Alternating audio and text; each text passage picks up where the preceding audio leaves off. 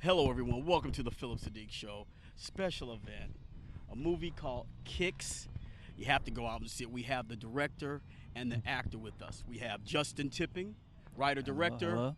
and actor Mahershala Ali. Hey.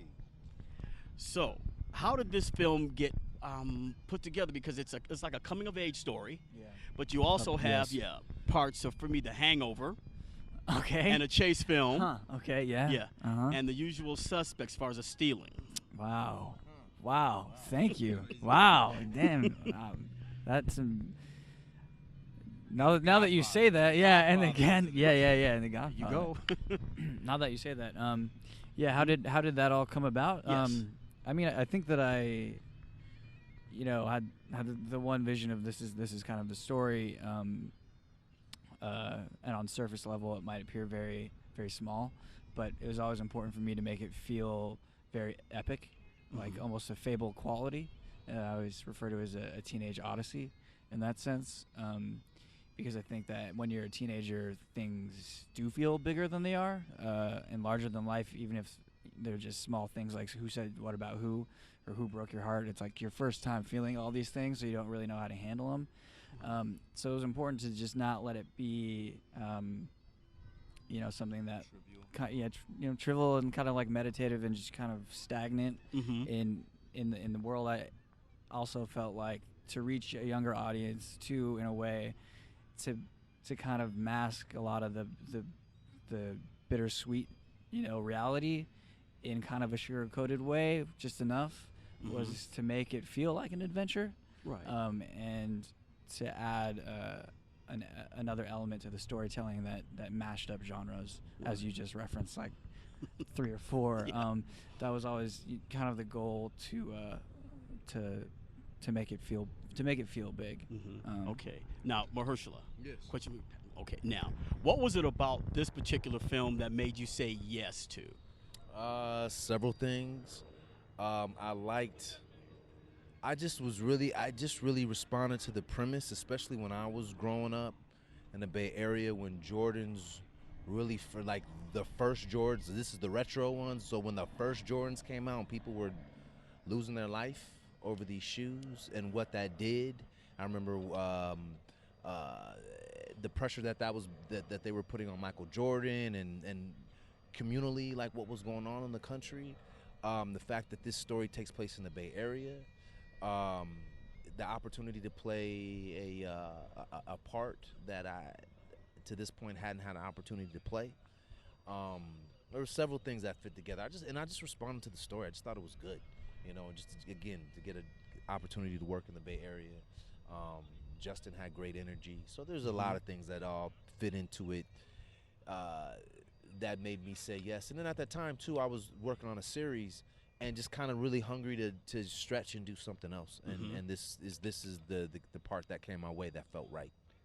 Okay. Now, Justin, the filming of it. I mean, the cinematography is fantastic. Yeah. There's one scene in Falco's house where it's just shaded in all red.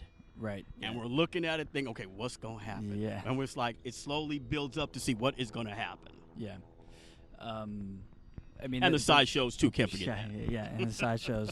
The color palette and the visual progression was something that we spent a lot of time with the cinematographer and production designer going over. If you notice in the beginning of the movie, there's softer, warmer tones like yellows and blues and more of a safe feeling. And obviously there's association with the red of the Bread Ones and the red of Flacco in his house, and we were kind of going that way to the more extreme color. I mean, even in between there's pink, and it's just a gradient to get to the red in the scene you're talking about, which feels very dangerous, like you're in the heart of everything that is wrong.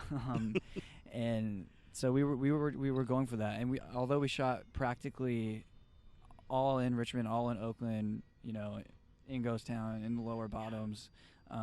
We actually I spent like hours looking at wallpaper and wood paneling. So we spent a lot of time to get the look right as a team, as a collaborative effort, so that. Well, here's the thing. It felt authentic because I live in Oakland. And half those streets, I'm like, okay, I know that street. Yeah. I know that neighborhood. Mm-hmm. Yeah. Now, directing Mahershala, Yes. you give an understated performance as being Brandon's like only male role model. How did you connect with Brandon? How did I In his connect with character, Brandon? his character, yes. I connected with Justin's script, his story, which did half the work, if not more, for me. And so then it just becomes about meeting it halfway and working off your other actor. I understood where Brandon was coming from, and then just understanding what my character's role is in the larger narrative, and trying to honor that. And if you're stepping out of those bounds, then trusting like a director like Justin will let you know, hey, let's kind of keep it within this framework. But like, you know, we got along great and had great chemistry, and it was I don't want to say easy, but I kind of was like, we dropped in the pocket. Like I didn't, you know, I'm more of a cameo appearance in the film, so it wasn't like I was working over the course of 4 weeks doing the whole journey. But when we did work, we kind of dropped in, knocked it out, and went home. Yeah, but even though you were a cameo, you still were dropping knowledge on Brandon about being a man, taking care of your business. Right. He's a key element. He's the Merlin in the story to some degree. Like he's a key figure in Brandon's journey, and that's what also spoke to me about the character, that he wasn't just there just to be there. That there was real purpose in him being there, and so it was about just kind of connecting from the standpoint of having been someone who has lived a life that Brandon could be dangerously leading himself into living as well, when perhaps Brandon is at a point where he has an opportunity to make some different choices. Yes. And so I think they're meeting at that crossroads is where they're at, you know. Okay. Yeah. Now, Justin, filming the sideshows. Yes. Those we used to do those back in the day. Those I mean, those were very, very real. I mean, you got the close up, the smoke, the stuff they're smoking in the car. You know, you got all that. Yeah, it was actually, I'd say the most challenging thing to shoot of the entire process, and almost the most rewarding as well, because all the extras that you see and all those kids that are there are kids we found here in the neighborhood. They were just like never been on set before of a film, period.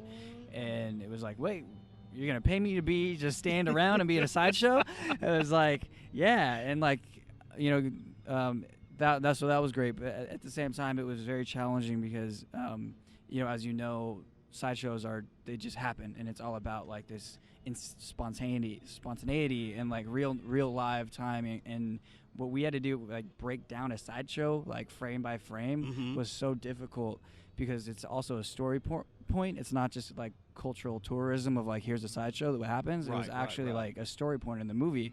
And so we have minors, and we had a 6-year-old and a 13-year-old, and so we had to have stunt drivers and adhere to all these rules. So I only got like 3 cars, only got 3 spins per car. So it was like the most scientific sideshow it's probably ever been thrown. And in fact, Brandon legally couldn't be in a spinning car because he was too young for safety purposes.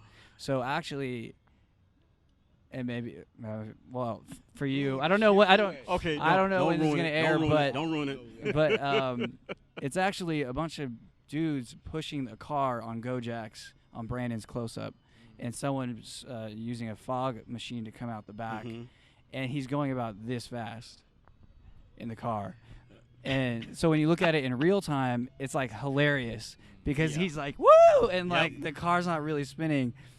But so when you shoot it, he's like, yeah! And, you know, it's the height of his life. Yeah. So he's on top of the world, right? But yeah, in reality, it was smoke and mirrors. But I'm glad that it comes across on screen to represent it in like the true, authentic way. I hoped it did. It did. It really did, you guys. Excellent film. I mean, I can't say enough without giving spoilers away. Yeah, I think did I give too many away? Nope. I don't know. Okay, cool. Yeah, real good. One last thing before we close. This is for my man here. Okay, we're going to play Game of Snakes. Okay, I'm going to say a snake, okay, and you say one. A different one, okay. I'll say Okay. cobra. Diamondback, Python. Cottonmouth, Speaking of Cottonmouth, Netflix, Luke Cage. Tell us just a minute about getting in that part, doing it right. Doing the right thing. I know that's right. That's classic. Just a quick. I saw it coming. After I said my snake, I was like, I know where this is going. I know where this is going. Hats off. Hats off. Hats no, off. not like Obama. Get over here. Netflix, September 30th. Play the villain. Cornell Cottonmouth Stokes takes place in Harlem, so a very different community. But I think people are gonna be real happy with it. If people are into the Daredevil, Jessica Jones type shows and whatnot, and I think they'll really be into this. And the production value, the musical element, the Harlem, the action, the crime, the heroism, and all that. Yeah, I think it's gonna be pretty great. But before you go to Netflix, go to the theater, see Kicks. Absolutely. Want to see him? I mean, it's a coming of age story that you haven't seen before on screen. And the Oaklanders and Richmond, the rich, oh yeah, they represent real. And it's a combination of what? Like you said, Godfather, Suspects. Usual Suspects, Godfather, The Hangover. Yeah, a chase film. I mean, you have it all in this movie. I'm not Fast kidding. and Furious, Right. That Goonies, too. I'm telling you, it's all that. Boys and in the more. Hood, Right. It's all that and New more. Jack City. Yep. All that and more. And all you folks in Richmond and Oakland, you'll know the spots. You'll know the places. You probably drove them as I did back in the day. But anyway, But thank you guys. Thank you, Hope. Thank you guys. Thank you.